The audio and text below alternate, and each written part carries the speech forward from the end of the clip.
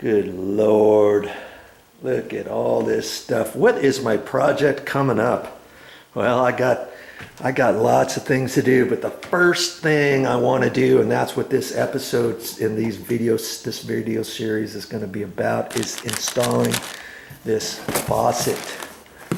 This faucet and then the little soap dispenser handle on there. I figured I might as well get those things out of the way. Seems as though we just replaced the countertops and we're doing the condo renovation. We replaced the sink unit, and because we don't have anything down below, why not go ahead and install the sink faucet first? That way the garbage disposal isn't in my way, the extension piece coming down here for the drain line isn't in my way, the P-trap's not in my way, that's not in my way, the drain and all that. Okay, so step by step, you want to do things properly in the right order to give you enough room down there, right?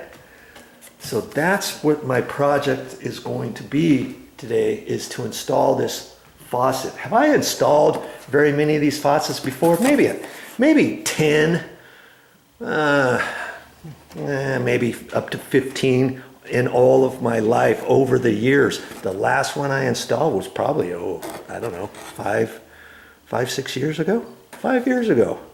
So of course I do not install these very often, but whenever I get them done, they look just like a professional's installed them.